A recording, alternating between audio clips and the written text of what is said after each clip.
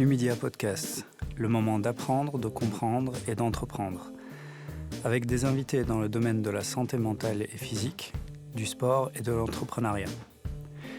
Chaque épisode est un moment unique de découverte, de partage et d'apprentissage. Rejoignez-nous chaque mois pour un nouvel épisode. Bonjour Yannick, bienvenue. Merci de nous avoir rejoints pour le podcast d'aujourd'hui, pour ce nouvel épisode. Je suis vraiment impatient de t'entendre parler. Je t'ai déjà découvert via pas mal de vidéos que tu postes sur les réseaux. Et maintenant, l'idée, c'est vraiment de voir l'homme qu'il y a derrière toutes ces vidéos et te découvrir, moi, et les auditeurs aussi. Alors, comme tu sais, on va aussi faire la version vidéo, donc on sera disponible sur YouTube. On est déjà disponible sur YouTube et sur Spotify. Donc, Yannick, la première question que j'ai envie de te poser, qui m'intrigue un tout petit peu, c'est tes origines, ta base, d'où tu parles, parce que on te voit, on a l'impression que tu as toujours fait ça, on a l'impression que tu es né dedans. Donc moi je suis un peu intrigué parce que c'est toujours ça, moi j'aime bien aller à la base, voir un petit peu d'où démarrent les choses. Ok, donc aujourd'hui ma vie tourne énormément autour de l'immobilier. Ouais, bon, il n'y a pas que l'immobilier, mais c'est vraiment une passion. Et je suis tombé dedans à 22 ans. Donc je commençais déjà à regarder les petites annonces et tout à partir de 16 ans. Mais je suis devenu propriétaire à 22 ans d'un petit appartement, une chambre, 48 000 euros à Bruxelles. Je voulais être propriétaire avant mes parents, enfin pas avant, ils n'étaient pas propriétaires et moi je voulais être propriétaire par besoin de sécurité. Je suis tombé dans l'immobilier aussi parce que je voulais que ce soit quelque chose que je puisse voir. L'immobilier fait que ça descend, c'est pas grave, c'est toujours là, on reste avec et sur du long terme et du moyen terme, on sera toujours gagnant. Ça, c'était vraiment ce que j'avais lu. J'ai beaucoup lu avant aussi de m'attaquer à l'immobilier. Je suis passé par des hauts et des bas. À bas, c'était pas du tout dans l'immobilier que je devais être. Je suis comptable fiscaliste par l'école. Je l'ai fait pendant 1 an, puis j'ai travaillé dans quelques banques. Là, j'ai pas trop aimé ce qu'il y a derrière les banques, on va dire, à l'intérieur. Et après, je me suis dit, mais Yannick, on vit qu'une fois, fais quelque chose que tu as envie de faire. Et je suis tombé là-dedans, dans l'immobilier. Au fur et à mesure, ça a grandi. J'ai commencé par créer un patrimoine avec beaucoup de locataires. Puis j'ai un peu vu ce que c'était d'avoir des locataires. C'est pas toujours aussi rose, on va dire. Et à un moment, il y a eu une crise en 2000... C'était entre 2008 et 2010, la grande crise américaine, mais qui est arrivée un tout petit peu plus tard en Europe, où là, j'ai quand même eu beaucoup de locataires qui ne payaient plus. Et à un moment, j'ai dû mettre certains appartements en vente. Et c'est comme ça que j'ai vu ce que c'était l'achat-revente. Au début, je le faisais avec des banques. Et maintenant, je fais vraiment avec un système sans banque pour aller plus vite. C'est plus flexible. Et ça me donne plus de contrôle sur le deal. J'étais aussi quelques années agent immobilier. Et là, j'étais entre les deux parties. Mais même si je faisais mon travail parfaitement pendant plusieurs mois, à un moment, le deal pouvait ne pas se faire. Et je me suis dit, mais tiens, comment est-ce que je peux contrôler du début jusqu'à la fin? Parce que le travail que j'ai fait, il est fait. Donc, c'est comme ça que je me suis lancé dans l'achat-revente sans banque. Et aujourd'hui, je fais les deux en parallèle. Mais ça, je me suis tellement habitué à le faire sans banque que parfois, même mon cerveau, il me dit, ouais, mais même avec une banque, il y a moyen de le faire si le propriétaire vendeur ne veut pas. Juste parce que je me suis tellement habitué. Il y a les bonnes habitudes, les mauvaises habitudes. Ouais. J'ai une bonne habitude d'avoir ce système, mais la mauvaise habitude, c'est parfois de se dire « mais il y a encore d'autres choses à côté ». Voilà, ça c'est un petit peu où j'en suis aujourd'hui. Moi, j'ai toujours habité Bruxelles et alentour. Ce qui est un peu marrant, c'est que je suis francophone, mais j'ai fait toutes mes études en néerlandais. D'accord. Et en même temps, j'ai habité Bruxelles, ou pas loin d'ici, et on était une des dernières familles c'est pas péjoratif, hein, mais belges avec tous des étrangers. Et donc finalement, la semaine, j'allais dans une école où on parlait une autre langue que ce que je parlais à la maison. Et les week-ends, je passais tous mes week-ends avec mes amis qui étaient de toute origine, avec qui je m'entendais super bien. Et ça, c'est une grosse force. C'est même ça, la force que j'ai envie de donner en premier à mon fiston. Mais ce qui était beau aussi, c'est que les week-ends, les gens de mon école néerlandophone arrivaient à venir jouer avec les gens du quartier. Et c'était ça qui est top. Et encore maintenant, on le fait encore. Génial. Ouais. Et je pense que ça a aussi beaucoup aidé parce que je suis un petit peu caméléon, on va dire. C'est-à-dire comme un entrepreneur, on doit s'adapter chaque fois. Ouais. Quand ça va comme ça, ben on le fait. Si ça va pas comme ça, on change et on trouve des solutions. Et ça, c'est vraiment une beauté. Ouais. L'adaptation. Je pense que c'est le propre de l'être humain. Si on regarde l'histoire de l'homme, c'est ce qu'on dit, la survie du plus fort, c'est en fait grâce à l'adaptation. Donc c'est ceux qui arrivent à s'adapter le plus qui survivent dans des situations très difficiles. Et justement, pour revenir à tes bases, tes origines, moi je vois souvent, en tout cas pas mal de fois, des personnes qui arrivent à un certain niveau de vie sociale, qui viennent de milieux très modestes ou un peu en bas, on va dire, de l'échelle, et qui essayent le moins possible de parler de là où ils viennent. Parce qu'ils ont une certaine honte, ils ont une certaine... une certaine... une certaine... Oui, on peut dire honte de ne pas appartenir à une certaine caste de personnes. Donc voilà, c'est ça un peu le... Ouais, moi, c'était pas une honte, mais la seule chose, c'est de se dire, mais finalement, est-ce que la personne qui est en face de toi, un, ça l'intéresse ou pas, et deux, tu peux lui dire même tout d'où tu viens. Et le gars dit, ouais, mais quand c'est lié à l'argent, finalement, les liens se font différemment. Il peut même se dire, bah, tiens, ouais, il a commencé de zéro, mais aujourd'hui, il a tellement facile qu'ils oublient même d'où on vient. Exact. Il y a une étude qui a été faite sur les 500 plus grandes sociétés au monde. Le capital de départ est de plus ou moins 25 000 $. Donc, on peut tous arriver quelque part avec un minimum. Mais après, comme on en a parlé là tout de suite avant de commencer, il y a aussi le prix à payer pour y arriver. Et par prix à payer, c'est pas un montant, c'est l'effort derrière.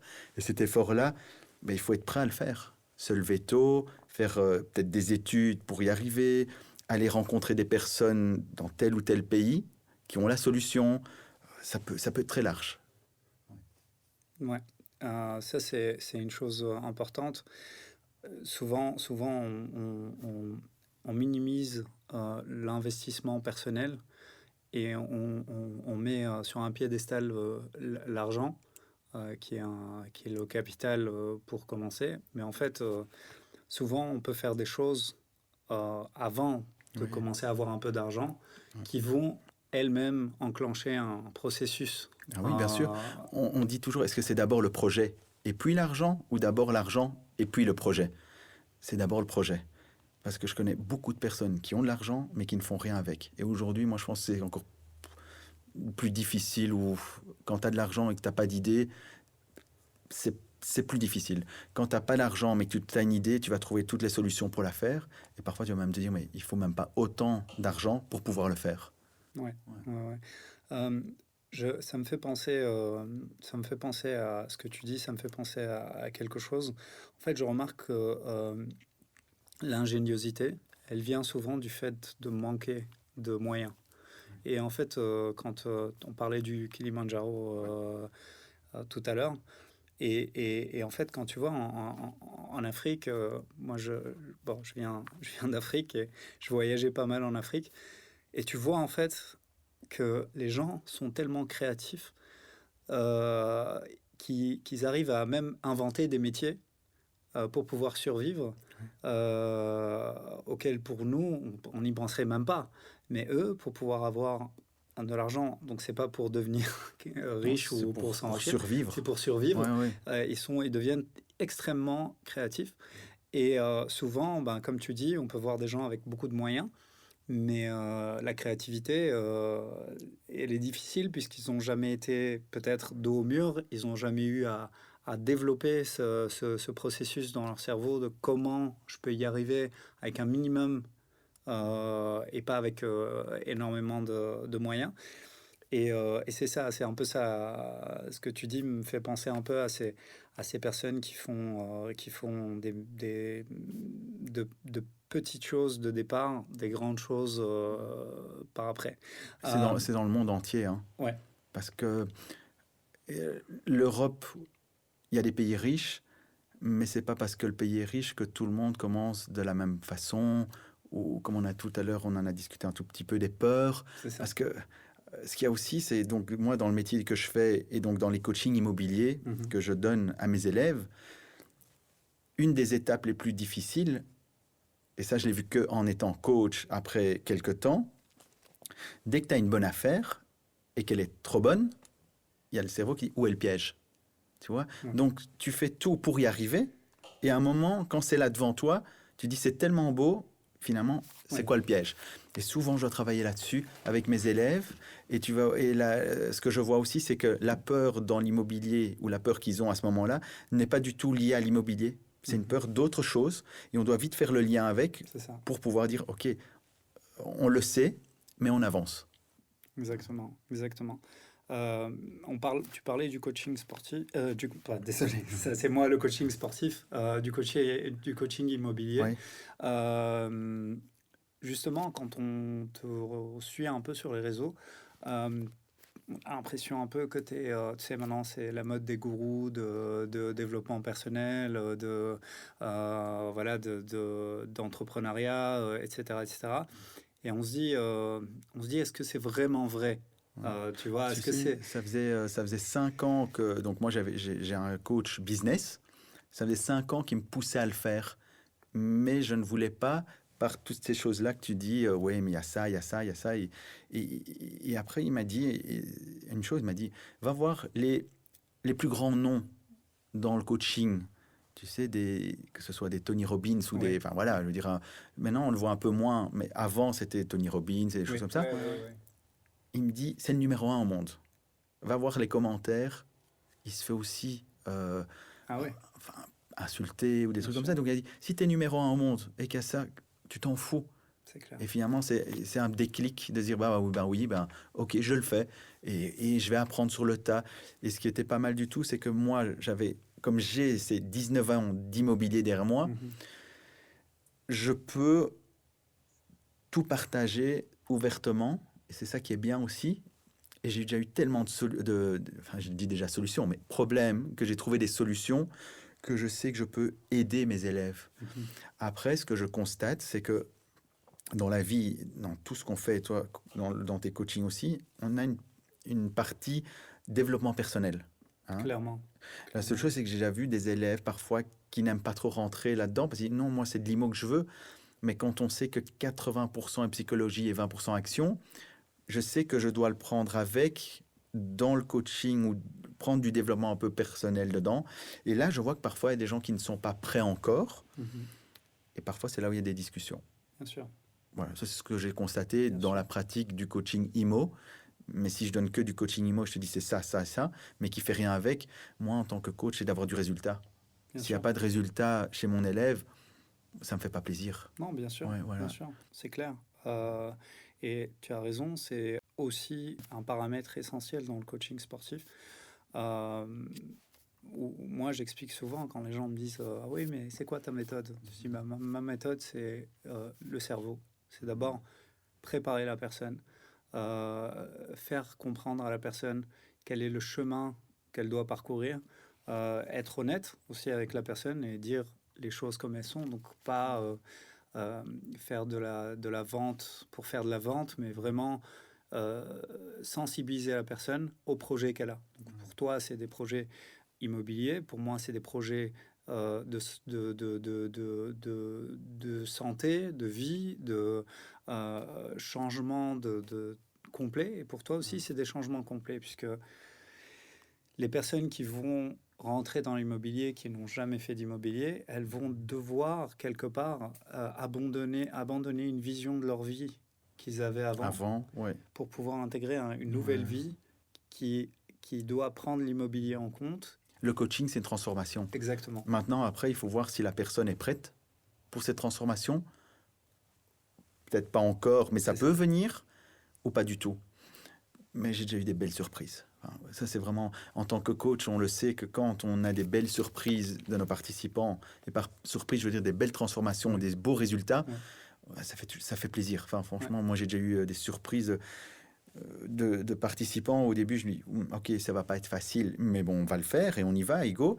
Et finalement, c'est eux qui réussissent à faire je veux dire, des bénéfices tellement grands. Tu dis, mais quelle transformation en quelques mois.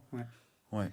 Moi, je pense que chaque personne qui veut être coachée vient avec un background, avec une vie. On travaille énormément le pourquoi. C'est ça. Ouais, le pourquoi, parce que c'est ça qui va faire qu'on va arriver vers où on veut aller. Et on travaille énormément le pourquoi et on le prend avec, parce qu'il est très important pour ne pas lâcher. Et en même temps, ton pourquoi pendant ta transformation, le pourquoi change aussi. Hein. Bien sûr, parce que ton pourquoi au début, pendant la transformation ou pendant le coaching, pour arriver à ton bénéfice immobilier, il va changer. Parce qu'à un moment, il y a aussi tout ce qui est lié à l'argent. Comme tu as dit là tout à l'heure, tiens, si les gens ont toujours entendu l'argent est bon, aucun souci. Mais si on a souvent dit, ou dans ton éducation, dans ta famille, ou même avant, l'argent, c'est pas bon, c'est sale, il y a tellement d'expressions là-dessus. Imagine un moment dans le coaching IMO, ça fonctionne, et tu vois l'argent, il n'est pas encore sur ton compte. Hein. Donc, je le vois hein, avec mes élèves. Hein. L'argent n'est pas encore sur le compte. Il va arriver. Il y a déjà plein de peurs autour de ça, or que l'argent n'est même pas encore là. Et c'est là qu'il faut vraiment alors travailler l'inconscient. Ouais, c'est ça, c'est ça. Et l'idée de te lancer, toi, dans le coaching, ça t'est venu... Alors, tu m'as dit que tu avais un coach... Donc, oui, donc moi, j'ai eu un coach business dans les années... Enfin, j'ai commencé dans les années 2016-2017. C'était un peu toute cette tendance américaine qui arrivait. Et j'ai commencé d'abord par lire un livre. J'ai lu le livre, puis j'ai un peu regardé quelques vidéos. Je pense que beaucoup de personnes passent par là.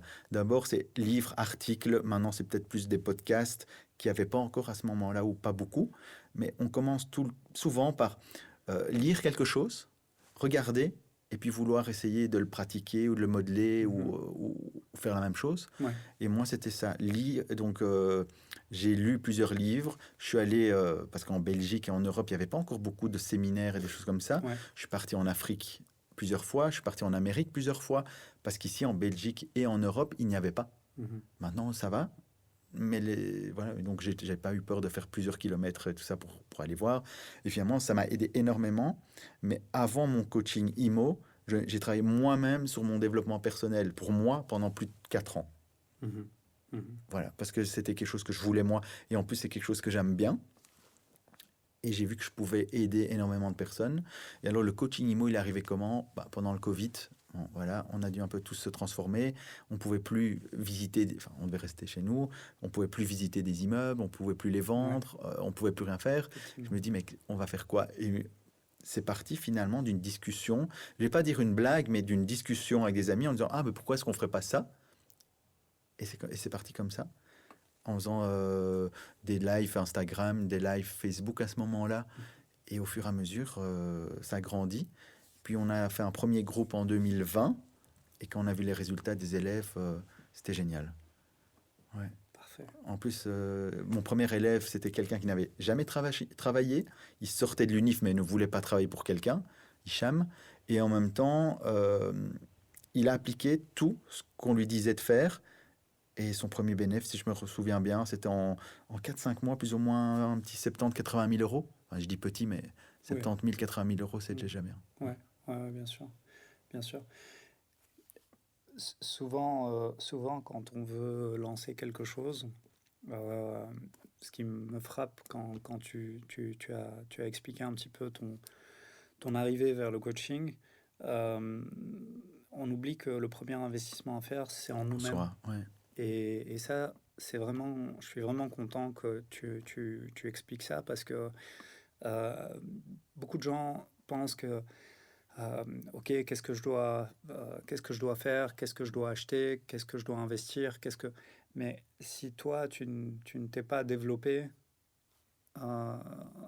personnellement ou que tu n'as pas développé peut-être des connaissances qui te manquent ou des choses comme ça, je pense que c'est très très difficile d'arriver à un objectif. Et clairement, je pense que tu en es l'exemple, puisque la première étape pour toi, c'était toi D'abord. d'abord. Oui, oui. Moi d'abord. Et aussi, ça s'est pas fait en un mois. Ça a fait donc plusieurs années. Et après, se dire aussi, est-ce que je suis prêt ou pas maintenant? Le petit regret que j'ai, moi, et ça je dis tout de suite à mes élèves, aller le plus vite possible. Parce que ce qu'il y a, c'est que même si dans 10, 15, 20 ans, vous voulez le faire, vous allez quand même avoir les mêmes problèmes. Donc dès que tu le fais le plus vite possible, tu solutionnes les problèmes et tu as gagné 10, 20, 25 ans. Et ça, je vois bien que dans mes élèves, quand je vois la rapidité sur laquelle ils apprennent et comment ils changent leur vie, c'est joli. Ah ouais, bien sûr, bien sûr. Je pense que quand tu as quelqu'un pour te guider, c'est toujours beaucoup plus facile d'arriver à tes objectifs quand tu as un mentor. Je trouve que c'est vraiment quelque chose c'est vraiment un environnement idéal pour se développer. Et d'ailleurs, c'est un conseil que beaucoup d'entrepreneurs ou de personnes qui ont assez bien réussi dans leur vie donnent, c'est trouvez-vous un mentor qui est passé par les étapes par lesquelles vous devez passer, parce qu'il va vous permettre pas de savoir qu'est-ce qu'il faut faire, mais beaucoup plus qu'est-ce qu'il faut pas faire. Ouais. Éviter, qu'est-ce qu'il faut éviter. Éviter les erreurs, c'est gagner de l'argent, ou gagner du temps, ou de l'énergie. Parce que c'est toujours les trois choses. Ouais. Temps, argent, énergie. Et c'est ça que je démontre en disant, vous allez gagner plus vite du temps en le faisant plus vite, parce que vous allez avoir la méthode tout de suite. L'énergie, elle sera toujours là, parce qu'en même temps, comme tu dis, il y a un mentor qui est là pour rester avec toi. Clairement. Et puis derrière, il y a l'argent. Mais pour moi, je pense que quand je vois et je pose la question, qu'est-ce qui est plus important pour vous, argent ou temps? C'est souvent le temps. Bah oui. Voilà. Bah oui. Oui, je pense que avant, on avait cette vision que l'enrichissement, c'est avoir beaucoup d'argent. Aujourd'hui, moi, je le vois moi-même par rapport à ma vie, mais autour de moi aussi, c'est qu'en fait, l'excuse numéro un de la plupart des gens, c'est j'ai pas le temps. Mais souvent aussi, c'est j'ai pas le temps est égal, c'est pas important. C'est ça. C'est ça qu'il faut. C'est ça. Une fois qu'on sait ça aussi, C'est voilà. ça. Ouais. Et donc pour moi, la richesse aujourd'hui, c'est créer du temps. Si on arrive à créer du temps, si on arrive à avoir du temps, pour moi, on est riche parce qu'aujourd'hui, moi, je le vois par exemple avec mes élèves. euh, je me lève le matin, je dépose les enfants à l'école, je vais au boulot, je repars chercher les enfants, je rentre à la maison, il faut faire à manger, il faut préparer le lendemain, il faut ta. Et en fait, ils, ils voient leur vie passer, mais ils vivent pas leur vie. Ouais. Et c'est ça, en fait, pour moi, la clé de l'enrichissement, c'est de vivre sa vie et de pas la voir passer. Et souvent, c'est ce que je vois, c'est, je dis souvent à mes élèves, prends le temps. Ouais, mais prends le temps. Tu vas voir que tu vas découvrir des choses qui vont te faire gagner du temps si tu prends le temps. Parce que souvent, on est pris dans la roue. Métro, boulot, dodo, Voilà. comme on appelle ça. Hein. Exact, Ouais. exact. Et c'est ça, en fait, je pense, tu me diras ce que tu en penses, mais je pense que vraiment, le temps devient une monnaie d'échange. Mais c'est pour ça qu'on entend de plus en plus liberté financière sur les réseaux et tout ça. C'est ça. Moi, ce que je donne à mes élèves et qu'on essaye de... j'aime pas le mot éduquer, mais de dire, il y a la liberté financière, il y a encore un autre truc au-dessus qu'on n'en parle pas beaucoup, moi j'appelle ça la paix financière. C'est que quoi qu'il arrive, tu peux dire pas de souci, parce que je trouverai une solution, je suis zen, j'ai l'argent de côté, enfin voilà, mais parce qu'il y a la liberté financière, c'est bien, mais si tu ne l'as pas, il vaut mieux avoir cette paix. Parce qu'après, je connais aussi beaucoup de personnes qui ont beaucoup d'argent sur leur compte, ils font rien avec, Ouais. mais ça leur travaille dans leur tête. Finalement, ils n'ont pas cette liberté parce que là-dedans, ça travaille. Et c'est de trouver cette paix. Et parfois, même en gagnant un tout petit peu moins, mais en ayant cette paix et avoir le temps et tout ça, on sent mieux. Ouais, c'est ça, c'est ça. Je pense que ça reflète bien ce que moi je vois autour de moi. C'est tu peux peux avoir plus d'argent que certaines personnes et ne pas être en paix. Ouais. Et ça crée plein de soucis, que ce soit de santé. Ouais, et puis il y a aussi quelque chose, c'est que l'argent multiplie ce que tu es déjà.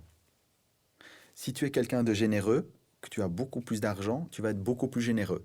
Si tu as l'habitude de faire quelque chose et que tu as plus d'argent, tu le feras encore plus. Mais inversement aussi, si tu es quelqu'un de pas bien, avec beaucoup d'argent, ça peut faire des dégâts.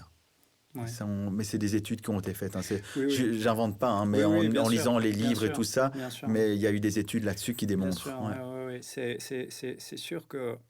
Et c'est pour ça que moi j'aime bien cette idée euh, d'avoir des gens qui sont des exemples qu'on peut avoir de l'argent et qu'on peut être une bonne personne. Parce que justement, comme tu l'as dit tout à l'heure, souvent on lie l'argent avec des dégâts, avec des problèmes, avec des personnes malfaisantes, etc. Alors que il y a plein d'autres contre-exemples de gens qui sont généreux, qui sont des bonnes personnes, qui sont des personnes bienveillantes, etc. Et je pense que toi, ce que tu fais en faisant ce don de connaissances, parce que pour moi c'est un don de connaissances, c'est vraiment quelque chose euh, de généreux quelque part, parce que bon, voilà, tu en retires un bénéfice financier derrière. Je sais pas si voilà, c'est égal, est-ce que ça te rapporte énormément ou pas, mais ce qui est important, ce que je pense, et c'est qu'on doit toujours lier ce qu'on aime faire, ce qui nous permet d'aider les autres, et quelque chose qui nous permet d'avoir un rendement financier. Pourquoi? Parce qu'on ne peut pas faire ce qu'on aime bien et aider les autres et ne rien avoir en retour, parce qu'au final, on va se retrouver à ne plus pouvoir aider les autres à un certain moment, Ouais. puisqu'on n'a rien... Ouais. La seule chose aussi que j'ai appris, et ça, même moi je suis passé par là, c'est que quand tu as un objectif de vouloir changer quelque chose, on va dire, tiens, j'ai pris, parce que tout commence par une décision. Une décision, un choix, go. Par exemple, tiens, je veux devenir millionnaire. Ok, je veux être millionnaire, qu'est-ce que je dois faire pour ça? Mais je vais devoir faire ça, ça et ça. Ok, pour avoir accès à ça, ça va me coûter de l'argent. Mais le fait aussi ça doit faire mal pour y arriver. Si je te donne un coaching à 0 €, tu vas rien faire avec. Je vais te faire un coaching à un certain prix. Je sais que tu auras plus de résultats parce que tu dois te bouger le cul pour récupérer déjà ce que tu as mis et faire encore plus. Et c'est souvent ça. C'est l'être humain, il veut éviter le mal, enfin, ce qui fait mal ou aller vers le plaisir. Mais entre les deux, c'est lequel qui te fait plus booster. C'est éviter le mal. C'est éviter, Et finalement, devoir sortir quelque chose de ta poche pour investir en toi va te faire bouger.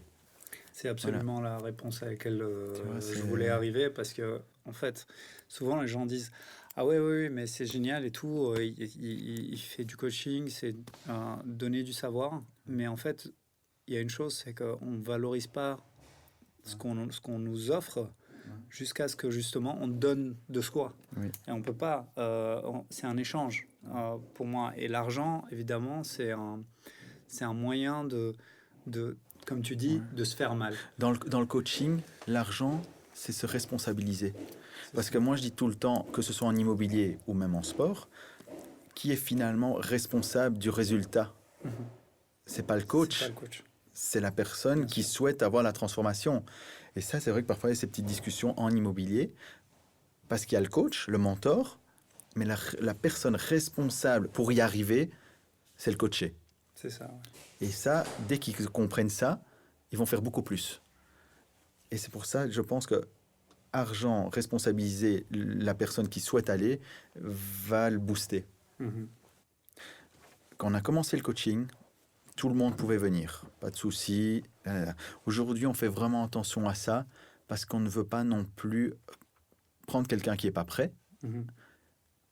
Et on est devenu un peu plus sélectif. Ouais. Mais sélectif, c'est c'est plutôt un mot pour dire, tiens, est-ce que tu es vraiment prêt à le Oui, oui, faire? bien sûr. On y va. Que tu t'es inscrit trop vite, Mhm. c'est dommage parce que, enfin, voilà, pour le résultat. Ouais. Ça, c'est quelque chose qu'on fait attention. Bah oui, bah, je pense que Ouais. c'est avec l'expérience aussi C'est que l'expérience. C'est tu l'expérience. vois ça. J'ai l'expérience des limo. En C'est IMO, ça. je sais. Le coaching est venu au fur et à C'est ça. mesure. Et là, en plus, je prends beaucoup plus de plaisir avec les gens qui sont prêts à 400% parce que le coaching, c'est parti pour plusieurs mois. C'est ça. Moi, ce que j'ai remarqué, c'est que, par exemple, avant, quand je coachais, moi, ça fait 14 ans que je fais du coaching. D'accord? Euh, Quand j'ai commencé au départ, euh, je faisais des séances d'introduction Oui. qui étaient gratuites. Donc, D'accord? tout le monde pouvait venir, essayer une séance, voir, prendre la température, voir s'il se sent bien, si elle se sent bien, et ensuite décider s'ils veulent commencer à travailler avec moi. Et j'ai remarqué que mon succès était moindre que quand je faisais payer la séance Ouais. d'introduction. Ça me fait penser à l'iPhone. C'est Quand ça. ils ont lancé l'iPhone au tout début, donc le premier iPhone, ils l'ont mis avec deux prix différents.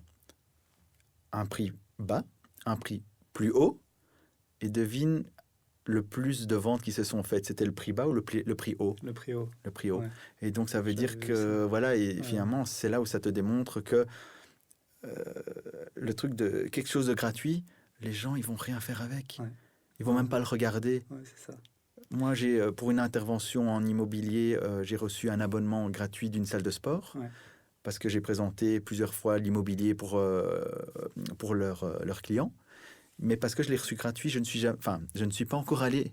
Alors que je me dis, mais si je devais payer cet abonnement, Ouais, j'irais tous les 3 jours ou bien tous les sûr. 2 jours. Ouais, c'est ça. Mais juste parce qu'on me l'a offert, C'est ça. voilà. C'est Et ça. moi-même, je me suis fait ce lien. Bah, Mais par rapport au prix, il faut dire, il faut trouver une balance. c'est ça, Enfin, c'est un clair. compromis C'est entre les certain. deux. La seule chose, c'est que quelqu'un qui voudra vraiment booster, ce ne sera pas un problème parce qu'il aura le résultat et la valeur que tu lui donnes. Bien sûr. Parce que ce qu'il y a aussi énormément, c'est qu'il faut démontrer la valeur que tu vas les apporter Ça, c'est sûr. et pas, parce que ça, je vois énormément. Donc, moi, l'immobilier, c'est des gros montants. Pour moi, finalement, l'immobilier, c'est des dossiers. Et quand j'ai des élèves qui sont employés et qui vont comparer, par exemple, à un taux horaire, eh ben là, ça ne va pas. Bien sûr. Parce qu'ils ne voient pas encore la valeur que je vais leur donner Bien sûr. dans les années à venir. Parce qu'une fois qu'on fait de l'immobilier, c'est pas que 2 mois. Hein. Une fois que tu es dans l'immobilier, tu aimes bien l'immobilier, c'est au fur et à mesure. Et ne fût-ce que déjà un deal peut changer une vie. Oui. Ouais, Ouais. ouais. Ouais, ouais, moi, je le vois. Toi, tu parles par rapport à l'immobilier, mais moi, je le vois. Souvent, les gens me disent, depuis que j'ai commencé d'ailleurs, les gens me disent, ouais, mais tu travailles énormément. Alors, la plupart des gens qui me donnent ce type de remarques sont des employés.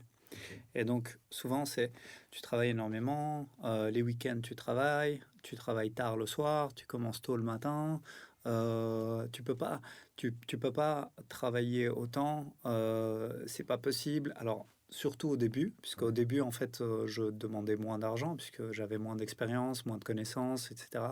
Donc, les gens me donnaient, fais attention, tu vas faire un burn-out, etc., etc. Et Oui, mais c'est parce que aussi eux, ils miroitent leur peur à eux. c'est ça Tu vois, exactement. elle veut dire. Mais voilà, mais ça c'est souvent, hein, parce que souvent C'est ça, toutes les peurs qu'on a, ce n'est pas les peurs à nous, hein, c'est les peurs qu'on a appris des autres au fur et à bien mesure. sûr, Et oui, bien sûr. finalement, c'est l'effet. Moi, j'appelle ça dans le coaching l'effet miroir. Mhm. Ça veut dire que tout ce qu'ils sont en train de te dire, c'est ce qu'ils ont eux. Et alors, moi, parfois, pendant 10 minutes, je parle pas. Et j'écoute. Et je dis, OK, moi, je sais finalement ce que c'est. Ouais, Tu vois, ouais, ouais. mais nous, on appelle ça l'effet miroir. Oui, oui, Et c'est c'est ça. ce qu'on emploie énormément dans la négociation, dans l'immobilier, quand on veut avoir un deal. Mhm. Ouais, ouais. Voilà, c'est Oui, oui, c'est aussi une technique de vente d'ailleurs. Oui, mais On- moi, c'est surtout que j'ai appris, pour aider les gens, il faut quoi? Il faut les aider, mais les écouter. ouais. Ah oui, c'est Si tu extrêmement n'écoutes pas, important. tu ne seras pas savoir finalement, et dans tous les métiers, que ce soit tous les métiers, c'est Ouais, écouter. ouais, ouais, bien sûr, Ouais, bien sûr. écouter et aider. Les personnes qui sont souvent, moi je le vois d'ailleurs avec des stagiaires, des coachs stagiaires que j'ai de temps en temps. La première chose qu'ils me demandent, c'est tu demandes combien de l'heure? Et je dis pourquoi? Non, mais c'est pour savoir combien éventuellement je peux demander. Je dis, mais tu sais, moi, j'ai jamais pensé à combien éventuellement je peux demander de l'heure. Ce que j'ai réfléchi, c'est à l'envers. C'est quel est le service que je fournis. Je compare mon service par rapport au prix du marché. Où est-ce que je me situe sur le marché? Et à ce moment-là, je détermine plus ou moins le tarif horaire que je vais demander. Maintenant, évidemment, euh, je peux pas être trop bas, je peux pas être trop haut. Il faut que j'arrive à me situer quelque part. Et c'est ce que je leur conseille. Je dis, vous devez d'abord regarder vous-même, qu'est-ce que vous valez, qu'est-ce que vous vous donnez comme valeur. Et pour ça, il faut sortir de vous-même et vous mettre en tant qu'élève ou client et vous dire, si je suis en face de moi-même, combien je payerai pour du coaching avec moi? Et vous allez avoir la réponse. Je dis, mais vous pouvez pas dire, OK, tel coach, il demande ça, moi je vais demander ça. C'est pas possible. Non. C'est pas, Ça on me peut fait pas se penser comparer. aussi à Kim Kardashian, Ouais, son coach sportif. Il vient de France. ouais, Elle est prête à payer. Enfin, moi, j'avais entendu les montants ouais, juste parce qu'elle veut telle personne et parce qu'elle sait qu'elle aura tel résultat. ouais, Mais donc, tu vois déjà comment les Américains, ils pensent déjà complètement différent. Hein. bien Mais il sûr. va dire, OK, lui, il peut m'apporter tel résultat, donc je sais que je peux. Voilà, mais c'est même plus un taux horaire Non, finalement. non, oui, non, Tiens, non, c'est ça. donc, C'est ça. et c'est dans tous les métiers. Hein. C'est ça qui est, c'est ça qui est beau en plus, C'est ça. c'est que tu sais arriver à des choses, même en Belgique et même en Europe, Mhm. où tu dis, mais moi je pensais ça aussi. Hein. Moi, ma première croyance était, on peut faire de l'argent sauf en Belgique. Et j'ai dû travailler là-dessus. Parce que je pensais, pour faire des millions, il faut aller en Amérique, il faut aller en Mhm. Chine, des trucs comme ça. Et finalement, dès que j'ai travaillé ce déclic-là, ça a fait énormément de changements parce que je me suis dit, ici, c'est possible aussi pour moi. Et c'est à partir de là, dès que j'ai cassé cette croyance, j'ai fait plus 700% de bénéfices. Hein. Ouais, Donc plus ouais, ouais, 700% de bénéfices, juste parce que j'avais une croyance limitante. bien sûr. Tu vois? Et à un moment, tu as aussi, au fur et à mesure, tu as des gens avec qui tu veux encore plus travailler, d'autres avec qui tu veux moins travailler. Mhm. Et aussi, souvent, ce qui est plus difficile, c'est dire non. Un oui, tu sais dire oui facilement. Bien Mais sûr. un non, il faut pouvoir aussi à un moment se dire, voilà, oui, avec toi, je souhaite travailler. Avec toi, je dis pas non, mais un peu moins. Mais pour moi, aller plus vite. C'est C'est dans tous ça. les métiers. Hein. Bien sûr, bien Ouais. sûr. Ça me rappelle on avait posé la question à un champion du monde, un marathonien, qui avait brisé complètement le record du monde. Et en fait, on lui avait posé la question en lui disant qu'est-ce qui fait la différence entre vous et tous les autres compétiteurs avec qui vous étiez? Et lui, il dit moi, j'ai découvert une nouvelle vitamine. Et il met ça un peu sur le ton de la blague. Et il dit c'est la vitamine N. Et le gars lui dit mais la vitamine N, c'est quoi? Il dit c'est la vitamine non. Il dit parce qu'en fait, quand tu découvres la force que tu as de pouvoir dire non, tu découvres que tu te crées des opportunités parce qu'en fait, toutes les personnes qui vont venir ou toutes les choses qui vont venir dans ta vie auxquelles tu dois mettre de côté ou dire non, pas un non pour toujours, mais un non sur le moment même parce que c'est important de mettre des priorités. Et la priorité, quand tu es un sportif ou quand tu es dans l'immobilier ou quand tu es un entrepreneur, c'est ton objectif. Et toutes les choses qui viennent s'interposer Ouais. Ça me fait penser ça. à deux choses. J'ai une élève qui a pris mon coaching. Elle a dit, je le fais pour moi, mais ma famille ne doit pas être au courant. Bon, aujourd'hui, ils sont au courant parce qu'elle a fait tellement de beaux deals qu'elle ne peut pas le cacher. Ouais. Mais je veux dire, au début, elle a dit, voilà, je prends ce coaching pour me faire plaisir, pour moi. Mhm. Ma famille n'est pas au courant. Ça, c'est un exemple. Et un autre exemple, que j'avais un élève qui a fait sur un deal, plus ou moins, on va dire, c'était 112 000 euros de bénéfices. Et quand je lui ai demandé, tiens, est-ce qu'on pourrait faire un petit interview? Comme ça, tu me dis par où t'es passé, tout ça, t'es haut, t'es bas et tout. Il fait, Yannick, il n'y a aucun souci, mais je ne le ferai pas parce que j'ai pas envie que ma famille soit au courant. Tu vois? Donc, il faut aussi faire...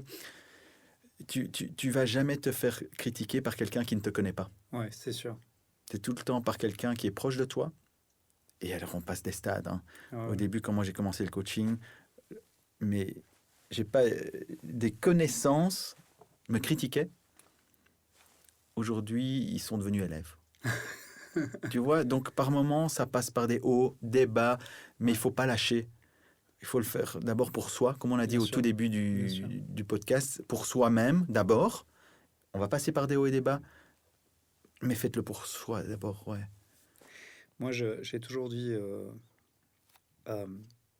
j'ai toujours euh, expliqué à mes élèves quand ils me disent oui, mais comment tu fais, toi tu donnes cours et puis tu t'occupes et puis tu as 4-5 projets à côté et puis tu fais des choses et tu t'entraînes en plus, etc. Et tu trouves encore le temps de t'entraîner et puis ta famille et tout. Et je dis, c'est simple en fait.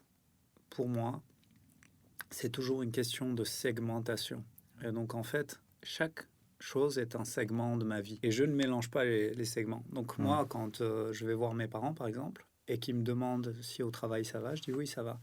Ça s'arrête là. ouais, Euh, et eux savent que ils ont, il n'y a pas trop de conversation à avoir là-dessus, parce que je dis toujours aux gens, si tu n'es pas de mon milieu, si tu n'es pas un compère, si tu n'es pas quelqu'un qui sait ce que je fais, je t'apprécie énormément, mais garde tes conseils pour toi et laisse-moi faire.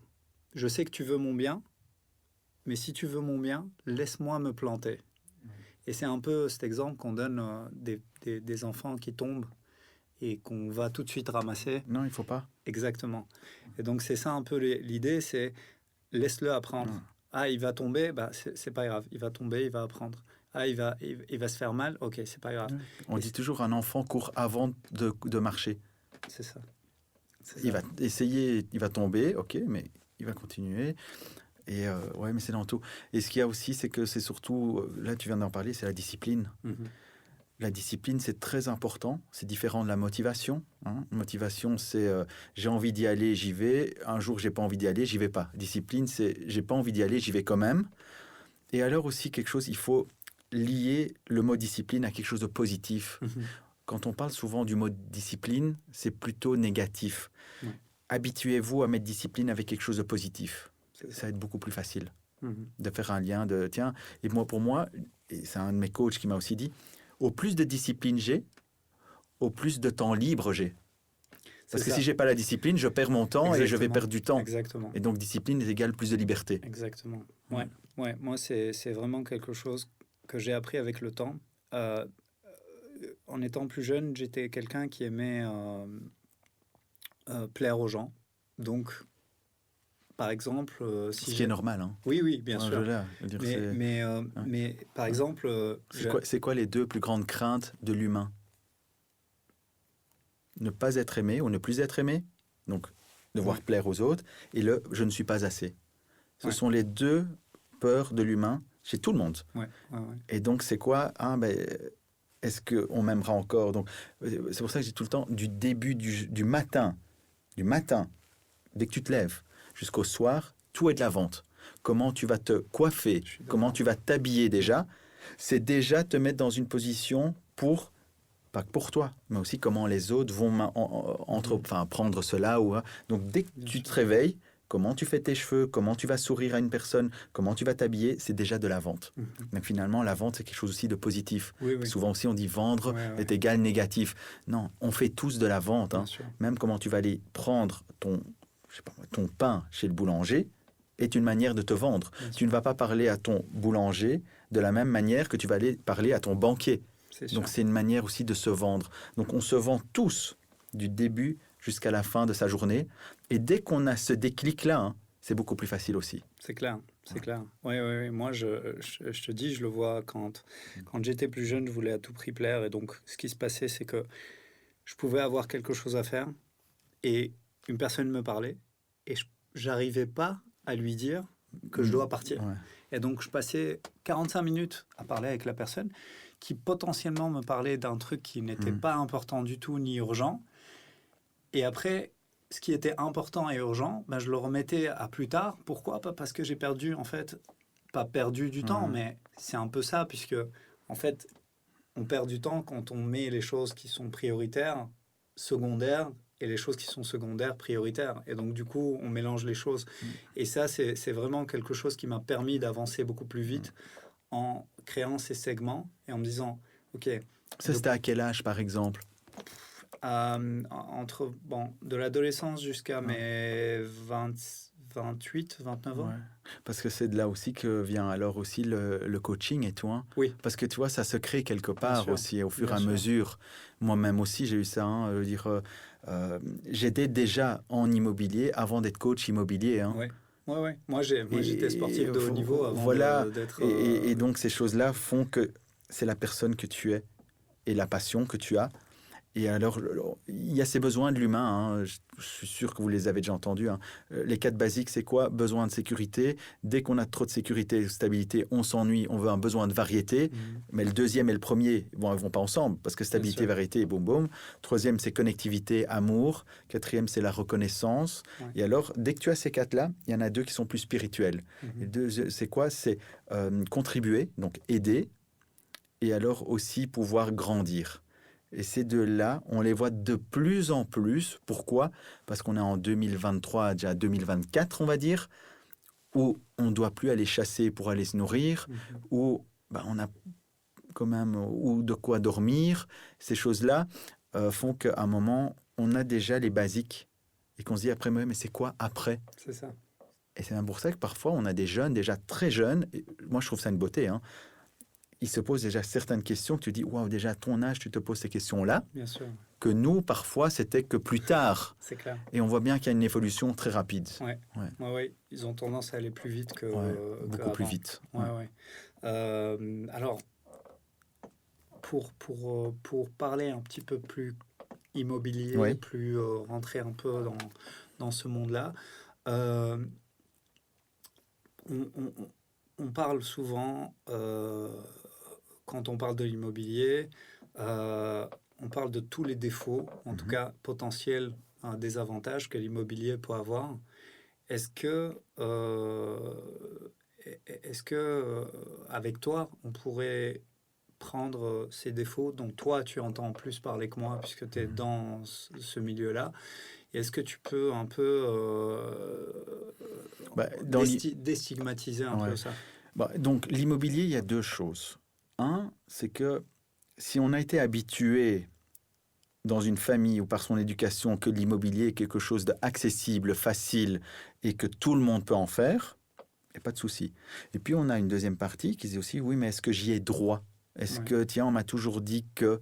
et c'est là où il faut changer. Je trouve maintenant, aujourd'hui, on peut arriver à devenir propriétaire plus vite. Et même ce que j'ai déjà vu, hein, et c'est ça aussi la beauté Enfin, moi, je fais de l'achat-revente, surtout sans banque. J'ai des locataires de mes appartements où je leur ai dit, avant de mettre en vente, est-ce que vous ne voulez pas devenir propriétaire de votre appartement? Oui, mais moi, on m'a toujours dit que c'était impossible. J'ai dit, je vous donne le temps d'aller voir des banques, des banquiers, des courtiers. Et finalement, ils ont eu droit. Et donc, même parfois, ils disent, vous savez, grâce à vous, je deviens propriétaire. Et en plus, vous savez quoi? Je fais non. Ma mensualité à payer mon appartement en tant que propriétaire me coûte moins cher que mon loyer. Et tu vois, ça, c'est la beauté aussi. Mais il faut parfois quelqu'un ou un déclic ou quoi, se dire, essayez quand même. J'ai un ami, c'est il y a 3 ans. Il me dit, moi, je suis allé voir un courtier, il m'a dit que je ne pourrais jamais être propriétaire. J'ai dit, il s'appelle François. Je fais, François, tu sais quoi? J'ai un appartement là, le prix est correct, tu sais bien le louer, je te donne le temps d'aller faire les démarches, et si tu ne l'as pas, c'est pas grave, mais au moins tu peux essayer. Et là, on est devenu propriétaire.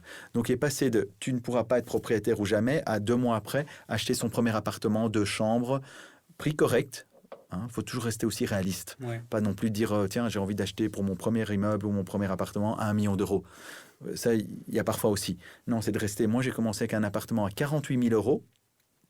J'en étais tellement fier. Commencer d'un petit truc et au fur et à mesure, ça se met en place.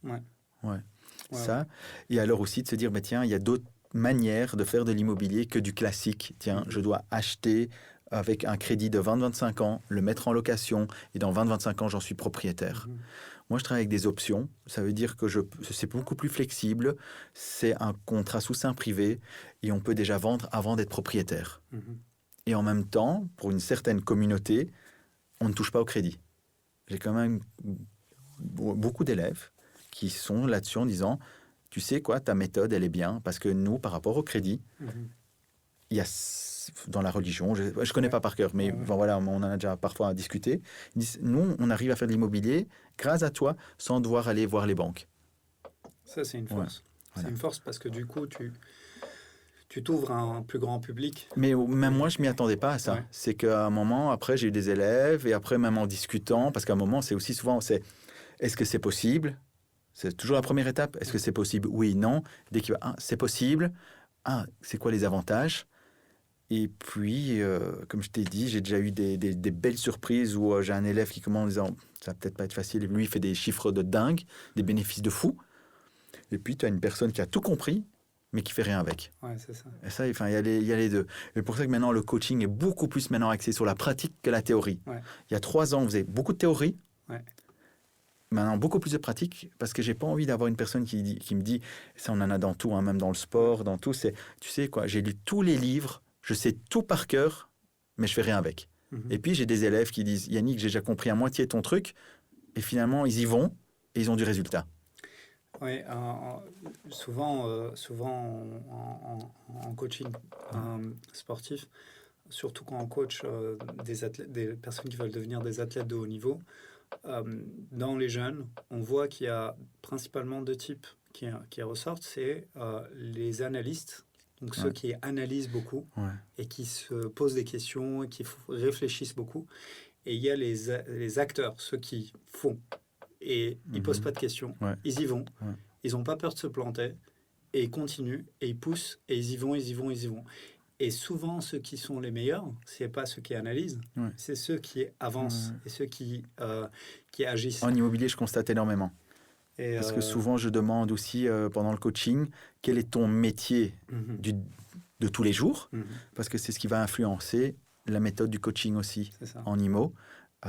Ceux qui analysent énormément prennent un peu plus de temps, mais alors parfois ils perdent des opportunités juste parce qu'ils étaient en train de trop analyser. Et puis tu as quelqu'un qui dit « Oh, moi je ne me pose pas de questions, il est bon, go, on y va. » Mais ce qui est beau aussi alors en immobilier, surtout, c'est que quelqu'un qui a fait quelques mois d'IMO peut prendre un dossier de quelqu'un qui a fait 20 ans d'immobilier, parce qu'il a pris la décision plus vite que l'autre. Bien sûr. Voilà. La prise de risque aussi. Oui, prise de décision, prise de risque. Nous, on va toujours regarder quand même que ce risque est calculé. Parce que la bonne affaire en immobilier, mais comme dans tout, se fait à l'achat. Si tu achètes bien, ton deal il est bon. Et un petit mot sur la situation en immobilier un peu partout dans le monde actuellement, mais on va parler plus de la Belgique puisqu'on habite en Belgique. Alors ça s'est calmé, c'est un peu plus... Alors le marché est bon, mais il s'est calmé. Mais ça veut dire qu'un bon bien partira toujours très vite. Et même encore des biens, on dit que c'est un peu plus calme. Dès que j'appelle un agent immobilier pour tel ou tel immeuble, ah non, il est déjà parti. Donc l'immobilier, le marché s'est un peu calmé, mais pas autant que les médias le disent aussi, parce que il y a aussi ce truc de... Tu sais, moi, j'ai rencontré quelqu'un qui était responsable marketing d'une boîte immobilière, une des plus grandes en Belgique, et en discutant, cette personne qui représente tout ça n'est même pas propriétaire. Donc tu vois, tu te dis, ouais, mais à un moment, tu représentes de l'immobilier, le marché immobilier, mais tu n'es pas propriétaire. Et quand je pose la question à des propriétaires ou des gens qui veulent acheter, le marché, il continue. Et on a toujours eu un haut débat. Ce qui est pas mal avec la Belgique, c'est un marché conservateur. Si ça monte un petit peu. Si ça descend un petit peu. Mais ce n'est pas des pics comme dans certaines grandes villes au monde où c'est plus 50 en une fois moins 30. En Belgique, on n'a jamais connu ça. Et puis... c'est un marché plus sûr, en fait. Un marché plus... Pour moi, l'immobilier, moins volatile que dans certains pays. Oui, je dis toujours aussi, commencez l'immobilier où vous vous sentez fort. Donc, par exemple, un Belge achète d'abord en Belgique, tu parles la langue, tu connais les lois, tu sais qui peut te représenter, tu connais les notaires, que de dire, mais tiens, moi j'ai envie d'aller acheter dans... Il y a des pays pour l'instant qui sont exotiques, hein, Bali et tout ça. Maman te dit, oui, mais est-ce que tu parles la langue? Est-ce que tu connais les lois? Est-ce que tu sais ce qui peut se passer après? Est-ce que c'est bien, mais pendant 3-4 ans, tu vas y aller chaque année?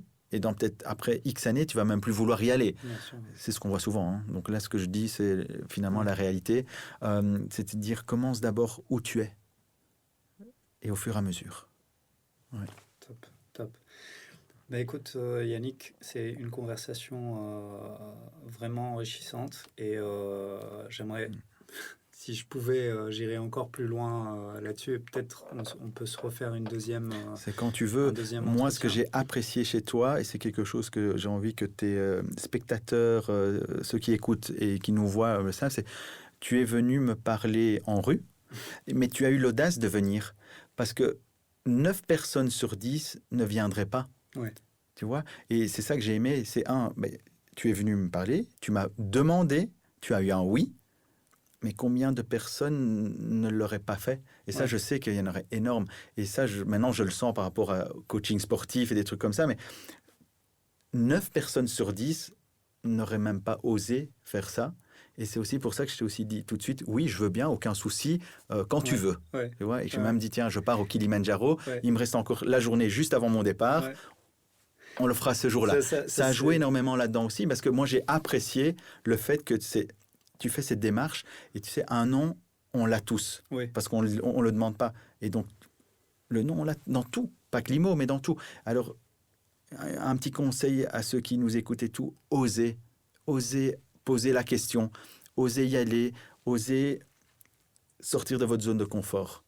C'est même pour ça que je fais le Kilimanjaro, hein. Le Kilimanjaro, c'est pour sortir de ma zone de confort. ouais. Parce que je sais que je vais me faire mal, Mhm. mais qu'après, ça va être une fierté. Et c'est dans tout. Faites ça. C'est quelque chose que moi, j'ai apprécié chez toi. Tu es venu vers moi, tu m'as posé une question.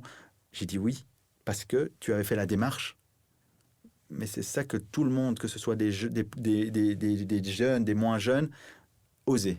Ouais, ouais, oui. Ben, pour moi, je pars toujours du principe.